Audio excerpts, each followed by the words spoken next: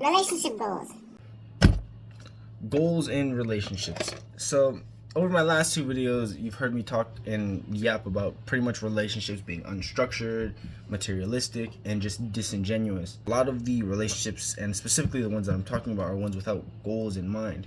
See, if you're dating someone for 2 or 3 years, right, wouldn't it be a good idea to just marry that person, make the commitment, right?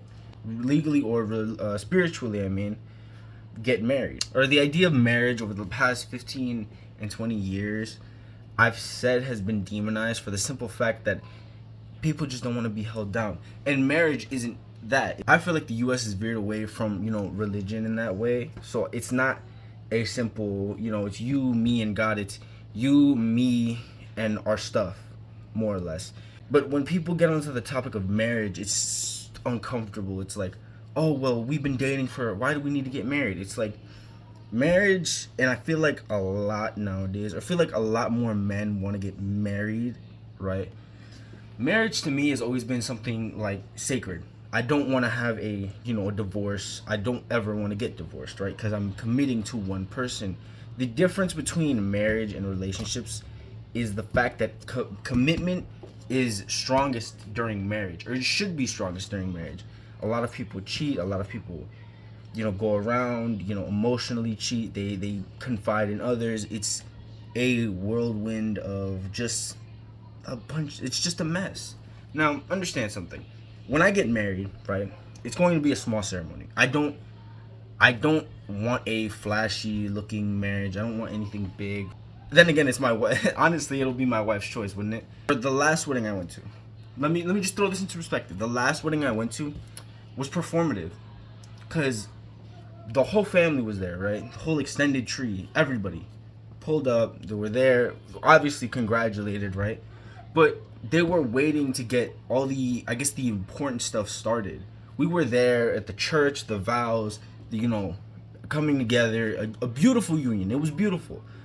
The problem was they didn't get started with any of the festivities, like, the party stuff, until certain people came to witness it.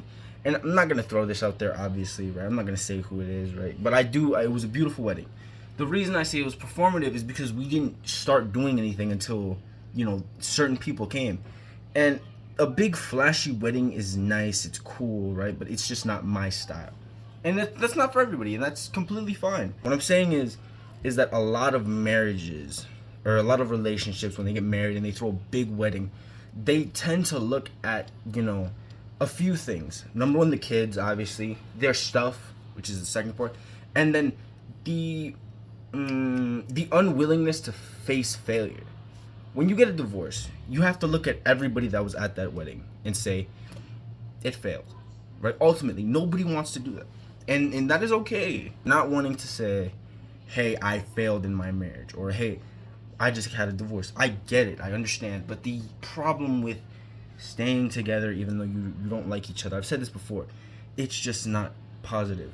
Now, when I talk about this, and I'm bringing this up now, is a lot of these marriages, a lot of these relationships start off with no end goal in mind, right? My goal at the end of the day, I only date for marriage, right?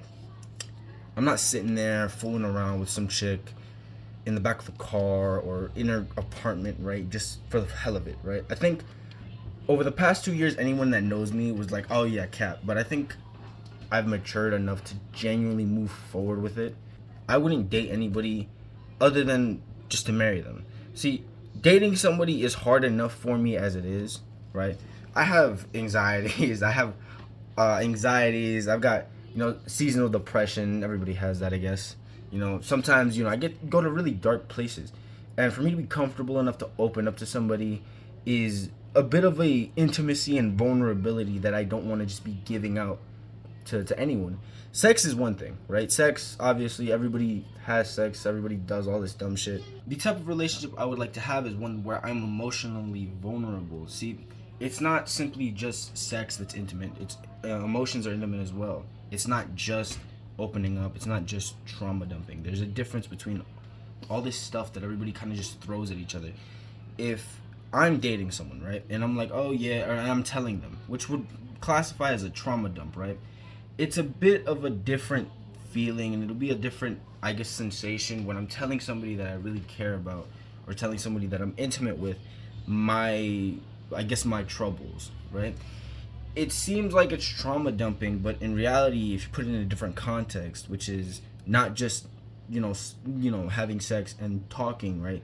It's more like we've been dating for a while. I'm opening up about some of my insecurities and my traumas, right? And that in itself is intimate. There's no sex involved. It's kind of just like the serialization of sex. It's emotionless. It's nothing. Before, when sex used to be between two people who just loved each other, now everybody just gets a shot at it. Realizing my past mistakes, realizing that I've kind of grown as a person, I don't just want sex. I'm gonna be 20 soon, right? I started this channel when I was 17. I was doing dumb stuff every day. I think I've understood that the more you kind of go down into the sex rabbit hole, your higher your body count, whatever you want to call it, right? The more you have sex, it kind of just is a reflection of your self-control. And I think I've truly understood that now more than ever. And I get this a lot. Oh, you don't talk to girls, and I get that. I'm not aiming to talk to anybody. It's kind of just like, hey, like, this. I've talked to women in the past, few months, right? But I'm more or less just leaning to the side of I'm not looking to date anybody. And I think I've realized and matured enough to see that it's just not worth it in the long term to sit there and kind of just, smash everything in sight. I think in high school, the hype to just, lose your virginity is pretty much up there. It's probably top 5 things every high schooler wants to do. And that's fine. But the problem is that if you do it once with somebody you're intimate with, someone you love, right? Fine, right? And when I mean intimate, I don't mean like you're already doing anything. I mean intimate vulnerably. Emotional intimacy has been kind of demonized as well. And when I mean demonized, I mean I can't find another word for it. But it's so hard to be vulnerable with someone emotionally as it is, right? But now it's just kind of like, oh, you got the risk of somebody saying something. It's just not worth it. There's no trust.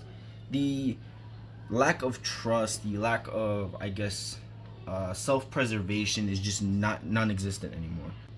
I think other countries have these problems too, but I can't verify what other countries do or don't have. But when you look at other countries and see how they operate, you kind of want to go over there, right? Like Passport Bros, which is a whole rabbit hole, right? I veered off again. But goals in a relationship are structured, or should be structured, to where you already know where you want to be not at the end of the relationship, or where you want to go with this relationship. Understand something. When you date somebody, right, you're assuming, right, you're going to stay with that person for the rest of your life. A lot of us would wish that. The problem is a lot of these people don't take the time and effort to learn about their significant other. I've seen this a couple times. You see two people get together, maybe two of your friends, they get together, they start dating. They're like, oh, we'll be together. The honeymoon phase draws out, and then they're just bitter towards each other. And then, breaks. I've already discussed that, right? I've already discussed that. When I talk about goals, I mean, what is your goal with dating this person, right? If it's just for sex, leave them, right? Leave them, straight up. If it's just for sex, leave them. Or don't. It's your fault at the end of the day. Those are your consequences, right? But when a lot of people start dating, right, they don't have a goal in mind. Especially when you're, a teenager. Oh, I'm going to get married to this girl when I'm 20. It's just not something a lot of teenagers want to do. They don't want to get married. They don't want to be held down. And if they do want to get held down, guess what? Everybody calls them crazy. I think I've truly realized the people that get married straight out of high school probably are the happiest. And what I mean by that is they don't have to worry about anybody really just coming in and ruining it. I think I've understood that a lot of people, and especially the people that are more secure growing out of high school, are the people that are genuinely having longer relationships, getting married a little younger. And it's not too bad. I think they've understood that, if I'm with a girl right now and she's perfect in every way, why wouldn't I marry her?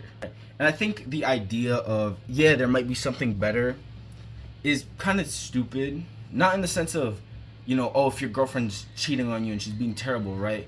Go obviously get for something better. But what I mean is the idea of when you're already in a great spot, someone comes up and says, oh, there might be something better. Cast another line. And I think I've truly understood that the pressure to outperform everybody in high school, the pressure to move forward, not even in just high school, but your friend group alone, you constantly try to move for a more attractive woman, a more mature woman. The want and feel like you need to outdo yourself every time is pretty massive. When I say this, I'm saying the with your friends, you sometimes you'll feel like you need to do better, you need to move forward, because sometimes you feel like you'll lag behind, and that's fine. The problem is where do you stop? So I think when you're talking about relationships and you're like, hey, I think you should do something better, I think if you're in a great spot, you should stay in that spot. If you're in a great spot with an amazing woman and you feel great about your relationship, don't change it. Don't. It's not worth the baggage you'll get with it. Or if you cheat, it's not worth the feeling. It's not worth it. I feel like cheating has been so normalized, especially now, or it is normalized now. But I think the idea of constantly cheating has also just been a kind of a joke. You know, I don't want to get cheated on. I've been cheated on, and I guess when I was younger, right? Girl I was dating, we were dating for like maybe 2-3 months. She kissed another guy. Worst thing that happened to 14-year-old me, right? But it's so normal to just cheat now. And I don't want to be in a spot where I'm like, oh, she cheated, but I love her. I don't ever want to be in that spot. This is exactly why boundaries are there. This is exactly why rules are there. This is exactly why there are supposed to be goals in a relationship. I don't want to just be going in with someone blind.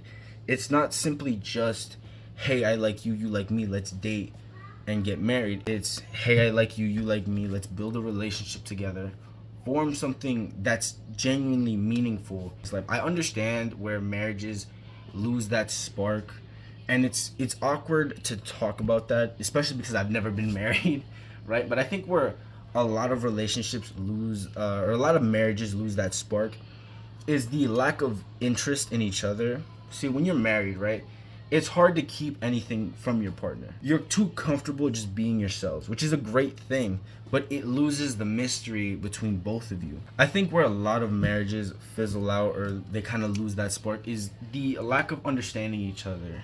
Sometimes, people need time away from each other. And I don't mean a break. I mean like, hey babe, I'm gonna go, with the boys to, to the movies, right? Do you want to go hang out with your friends or whatever? Marriage is a commitment, right? But then again, you have to realize you're your own person. Understanding that you both need your own time to do your own things. You need your own time to, I guess, develop your own interests outside of marriage is a great thing. It's a positive thing. It keeps you both interested in each other and what you guys are doing. See, if you're married to someone, right?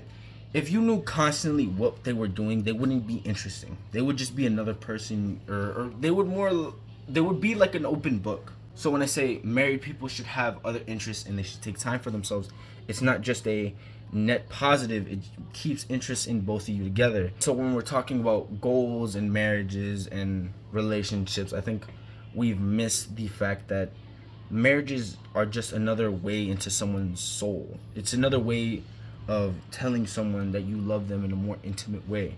So in a goal I think everybody should set is that when you get married, just have time for each other. Not just each other, have time for yourself. Have time for yourself, have your partner have time for themselves.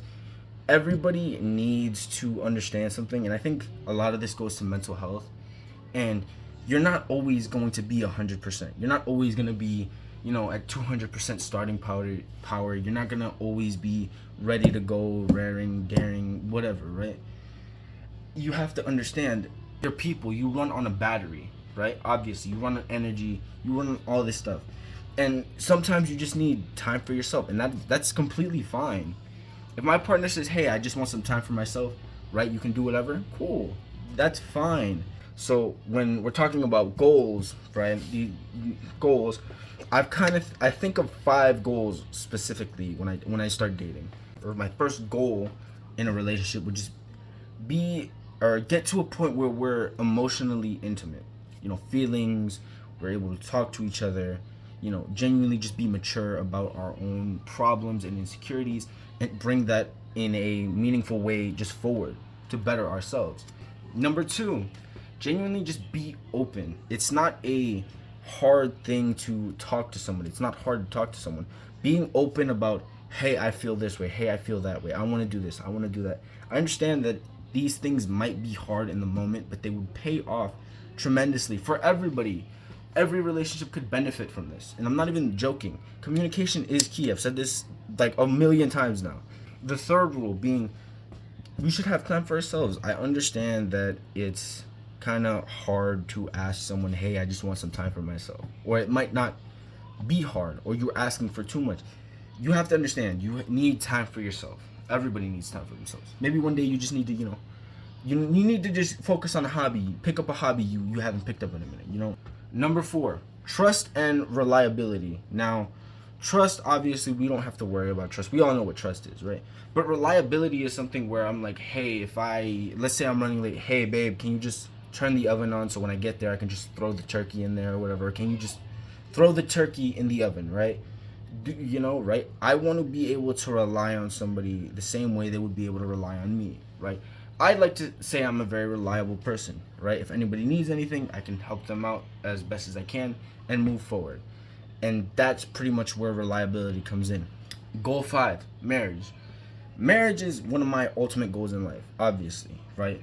I want to have kids when I'm older. I want to get married when I'm older. Not a big ceremony, right? The reason I put it as a goal is because it's something that I want to experience for myself. I've seen people get married. I've seen marriages fall, crumble, be born, whatever, right? I've seen them. Now, I want to experience marriage because it's kind of what I grew up wanting, right? My grandma would always say, oh, when you get older, you get married to a nice woman, right? You get married to a nice young lady and, it'll be the happiest day of your life. And I'm counting on it being, or I'm not counting on it, but I hope it is. I hope it's one of the happiest days of my life, right? Now, when I put marriage up there, I feel like that is where I want to be in maybe 5-6 years. I want to get married eventually, obviously. But the reason I put it up there is because marriage holds a very, I would say, a special place in my heart. It's kind of like the ultimate union between two people and God. So it's not a... So it holds kind of a significant part in my goals in life. So when I say I want to get married, I'm very serious about that. And, I never want to get divorced. I don't want to get divorced. I never want to be in that situation. I don't want to be in a bad marriage. I want to be in a marriage where we're open, we trust each other, we talk, we have all these things going around. And, that's a tough ask, especially for today. But, that's my ultimate goal in life, to have a beautiful family. And ultimately, that's what I would work for in life. And I don't believe there's anything wrong with that. So